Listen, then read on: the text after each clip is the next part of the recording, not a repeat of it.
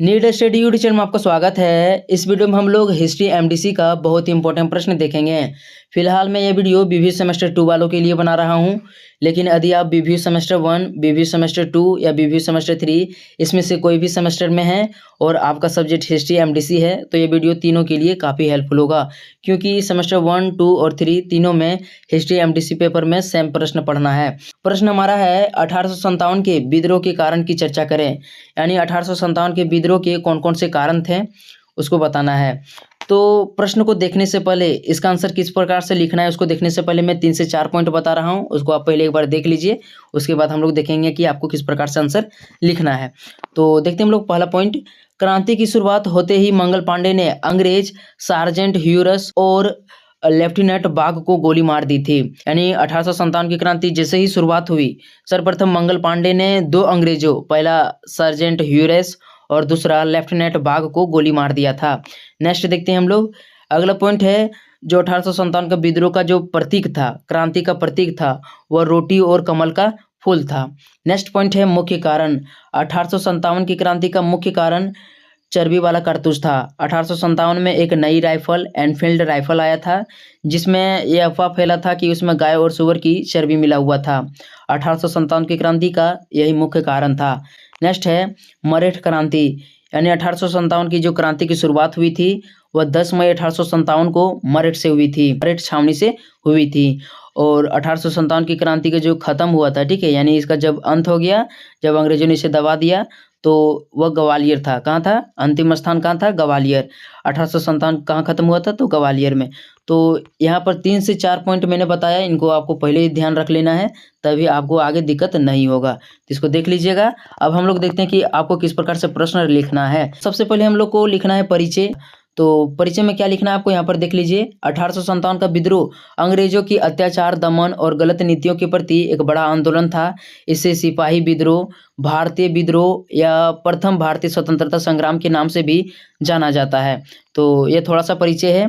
जो 1857 का विद्रोह था या क्या था, जो अंग्रेज थे वे काफ़ी भारतीयों पर दमन कर रहे थे, गलत नीतियों को अपनाकर उन्हें काफ़ी परेशान कर रहे थे, उन पर करों का बोझ दिया जा रहा था, तो उनके प्रति एक बड़ा आंदोलन था।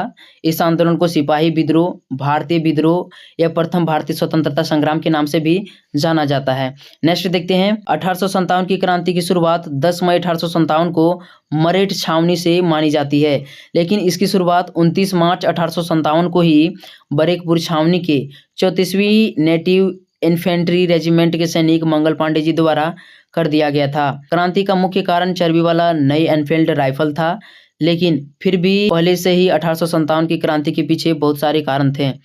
देखो, मैं यहाँ फिर से एक बार आपको बता देता हूँ। 1857 की क्रांति की शुरुआत 10 मई 1857 को मरेठ छावनी से मानी जाती है, लेकिन इसकी शुरुआत मंगल पांडे ने 29 मार्च 1857 को ही बरेकपुर छावनी में कर दिया गया था। मंगल पांडे बरेकपुर छावनी के 34वीं नेटिव इन्फेंट्री रेजिमेंट के सैनिक थे।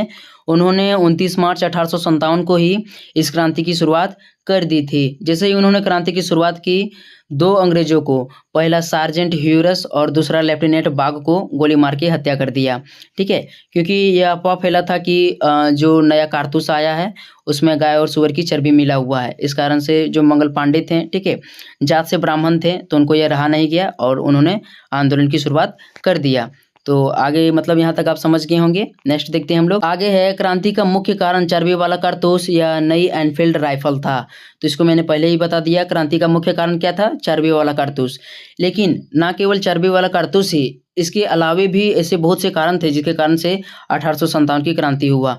उसको हम लोग अभी देखेंगे पॉइंट बाय पॉइंट करके, ठीक है। तो इस प्रकार से आपको परिचय में लिख लेना है, आपका एक भी मार्क्स नहीं कटेगा, आपको फुल मार्क्स मिलेगा। तो नेक्स्ट देखते हैं हम लोग। नेक्स्ट पॉइंट हम लोग देंगे 1857 की क्रांति के कारण, यानी 1857 की क्रांति किन कारणों के चलते हुआ। तो पहला है राजनीतिक कारण, दूसरा है आर्थिक कारण, तीसरा है सामाजिक कारण, चौथा है धार्मिक कारण, पांचवा है सैनिक कारण और छठा है तत्कालिक कारण। तो इन सभी कारणों के कारण 1857 की क्रांति की शुरुआत हुई थी, या इन्हीं के चलते 1857 की क्रांति हुआ था। तो इन सभी को हम लोग अभी पॉइंट बाय पॉइंट करके देखेंगे, ठीक है। तो देखते हैं हम लोग एक एक करके। पहला पॉइंट है राजनीतिक कारण, इसको देखते हैं। राजनीतिक कारण 1857 की क्रांति का प्रमुख कारण था। इसमें डलहौजी की हड़प नीति या व्यक्तिगत नीति प्रमुख रूप से उत्तरदायी थी। डलहौजी की हड़प नीति के द्वारा यदि किसी राजा का कोई पुत्र नहीं है तो वह किसी दूसरे के पुत्र को गोद नहीं ले सकता है, और उत्तराधिकारी के अभाव में जो भी भारतीय राज्य होगा उसको ब्रिटिश साम्राज्य में मिला लिया जाएगा। इसके द्वारा अंग्रेजों ने बहुत सारे भारतीय राज्यों जैसे सतारा, संबलपुर, झांसी, नागपुर, अवध, ग्वालियर और ना जाने कितने भारतीय राज्यों को ब्रिटिश साम्राज्य में मिला लिया था। आगे है, परिणाम स्वरूप उस क्षेत्र के जमींदार राजा ब्रिटिश नीतियों से काफ़ी दुखी थे और उनके विरुद्ध विद्रोह करना चाहते थे। इसके अलावा कुशासन की नीति को भी अपनाकर अंग्रेजों ने कई भारतीय राज्यों को ब्रिटिश साम्राज्य में मिला लिया। तो इसको एक बार हम लोग फिर से समझते हैं। तो देखो, 1857 की क्रांति के समय में जो भी राजा थे या जो भी बड़े बड़े जमींदार होते थे, यदि उनका पुत्र नहीं होता था तो उत्तराधिकारी के अभाव में जो भी साम्राज्य होता था या जो भी उनकी जायदाद होते थे उनको ब्रिटिश साम्राज्य में मिला लिया जाता था। इसके अलावे यदि उत्तराधिकारी होता था, इसके बावजूद भी कुशासन की नीति को अपनाकर अंग्रेज उसको भारतीय जितने भी भारतीय राज्य होते थे उसको ब्रिटिश साम्राज्य में मिला लेते थे। तो इससे जो जमींदार राजा थे या जो भी बड़े बड़े राजा थे इससे काफ़ी परेशान हो चुके थे और 1857 की क्रांति के प्रति मतलब काफ़ी उत्सुक हो रहे थे। यानी जिस टाइम 1857 की क्रांति हुआ उनको अच्छा मौका मिला और वे भी क्रांति में कूद पड़े। ठीक है, तो पहला कारण क्या था? राजनीतिक कारण, जिसमें डलहौजी की हड़प नीति प्रमुख रूप से उत्तरदायी थी। दूसरा कारण है आर्थिक कारण। ब्रिटिश सरकार ने अपनी गलत नीतियों के कारण यहाँ करों में वृद्धि कर दिया, जिससे कुटीर उद्योग और लघु उद्योग समाप्त हो गए। अधिकांश भारतीय गरीब और बेरोजगार होते चले गए। बढ़िया से इसको समझो, जो अंग्रेज थे उन्होंने भारतीयों पर कई प्रकार के टैक्स लगा दिए थे। यानी जो भी वे छोटा मोटा काम करते थे, जैसे घर में सूत काटने का काम करते थे या जो भी छोटे मोटे उद्योग होते थे, कुटीर उद्योग होते थे, उन पर कई प्रकार के टैक्स लगे हुए थे। भारतीयों पर इतना टैक्स का बोझ था, करों का बोझ था कि वे टैक्स नहीं दे पाते थे। इस कारण से धीरे धीरे क्या होने लगा, जो भी छोटे मोटे उद्योग थे वे धीरे धीरे बंद होने लगे। परिणाम स्वरूप जो भी मतलब भारतीय थे वे धीरे धीरे गरीब होते चले गए और काम के अभाव में वे बेरोजगार होते गए। आगे है, अकाल की स्थिति में भी ग्रामीण जनता पर करों का बोझ डाला गया। ऐसे में ब्रिटिश सरकार के खिलाफ जब आंदोलन का बिगुल बजा तो आम जनता भी आंदोलन में शामिल हो गया। तो यहाँ पर आपको एक पॉइंट ध्यान देना है, अकाल की स्थिति में भी, अकाल में क्या होता है, अनाजों की कमी हो जाता है, लोग खाने के लिए तरस जाते हैं। ऐसे स्थिति में भी जो ग्रामीण जनता थी या ग्रामीण जो किसान थे उन पर कई प्रकार के टैक्स लगे हुए थे। तो इन टैक्सों के कारण जो भारतीय किसान थे या जो भी आम लोग थे वे काफ़ी परेशान हो चुके थे। और ऐसे में जब 1857 की क्रांति की शुरुआत हुई तो इन लोगों ने भी क्रांति में बढ़ चढ़कर भाग लिया। तो दूसरा कारण क्या था? आर्थिक कारण, यानी इन पर काफ़ी बोझ डाल दिया गया था। जो भी भारतीय थे उन पर काफ़ी प्रकार के टैक्स लगे हुए थे। तीसरा कारण है सामाजिक कारण। इसमें अंग्रेजों ने कुछ गलत भारतीय परंपराओं को बदलने का प्रयास किया, विशेषकर सती प्रथा, बाल विवाह, विधवा पुनर्विवाह जैसी नीतियों के तहत सामाजिक नीतियों को बदलने का प्रयास किया। तो देखो, भारतीय समाज जो है इसमें काफ़ी प्राचीन समय से ही बहुत सारी बुराइयां प्रचलित रही है। जैसे सती प्रथा, तो सती प्रथा को आप लोग जानते ही होंगे। यदि किसी स्त्री का पति मर जाता था तो उसको भी साथ में जला दिया जाता था।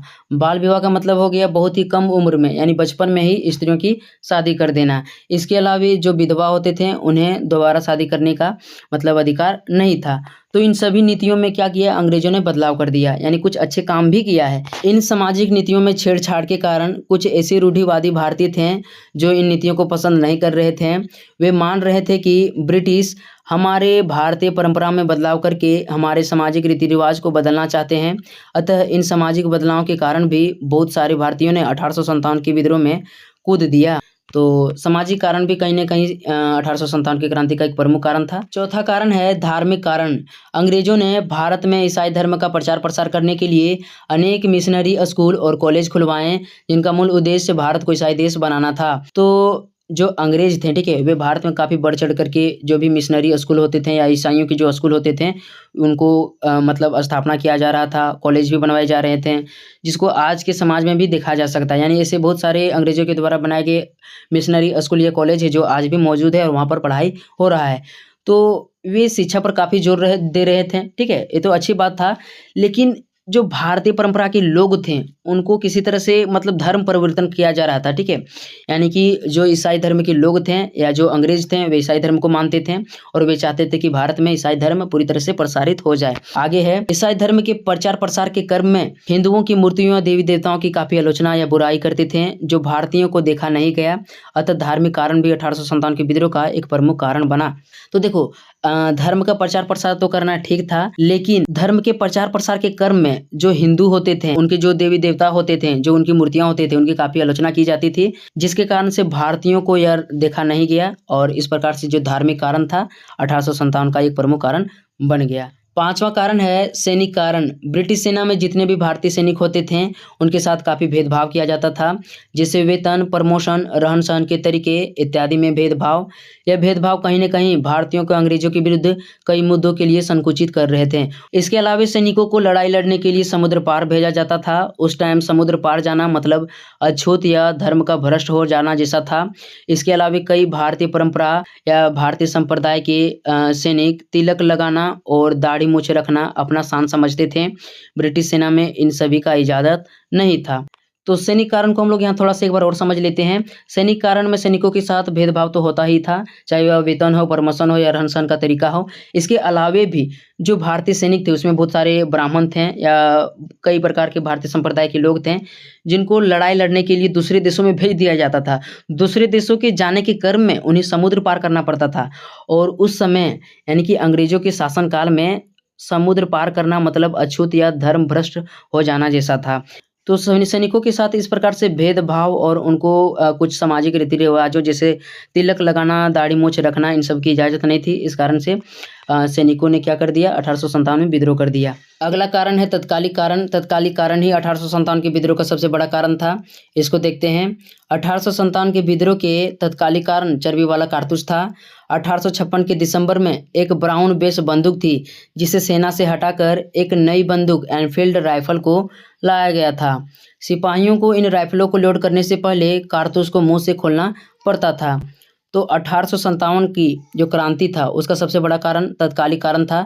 इसमें चर्बी वाला कारतूस सबसे बड़ा मतलब कारण था। 1857 के पहले यानी 1856 के टाइम में जो भी बंदूक होता था वह एक प्रकार का ब्राउन बेस बंदूक थी जिसको गोली चलाने के लिए या मतलब जो भी उसमें कारतूस होता था उसको लोड करने के लिए काफ़ी दिक्कतों का सामना करना पड़ता था। इस कारण से अंग्रेजों ने उसे हटा करके उसके स्थान पर 1857 में एनफील्ड राइफल को लाया।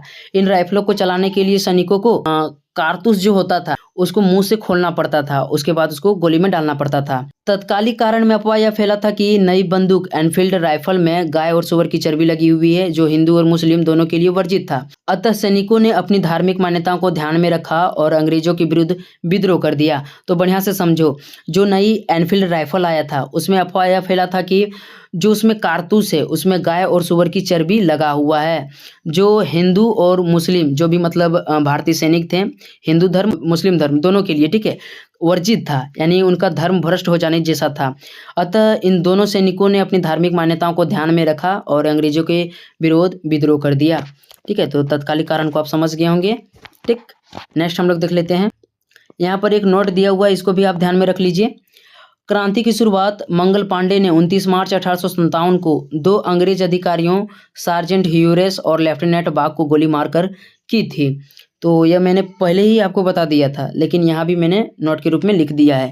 मंगल पांडे को इस जुर्म में 8 अप्रैल 1857 को फांसी दे दी गई। मंगल पांडे ने ही मारो फिरंगी का नारा दिया था। तो जब अंग्रेजों को, इन दोनों अंग्रेजों को मार दिया, ठीक है, तो इनको इस जुर्म में 8 अप्रैल 1857 को फांसी दे दिया। और एक पॉइंट और ध्यान में रखना है, इन्होंने ही मारो फिरंगी का नारा दिया था। ठीक, तो ऑब्जेक्टिव प्रश्न में भी आपका प्रश्न आ सकता है, तो इसको ध्यान में रखिएगा। नेक्स्ट हम लोग देंगे निष्कर्ष। तो निष्कर्ष में आपको क्या लिखना है, 1857 की क्रांति के पीछे उपयुक्त सभी कारण किसी न किसी रूप से उत्तरदायी थे, फिर भी तत्कालिक कारण या चर्बी वाला कारतूस 1857 की क्रांति का सबसे बड़ा कारण था।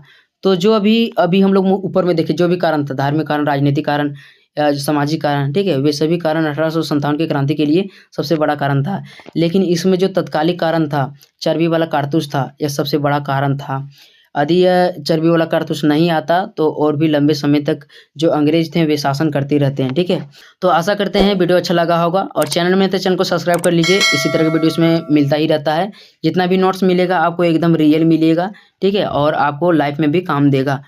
तो मिलते हैं नेक्स्ट वीडियो में, तब तक के लिए धन्यवाद।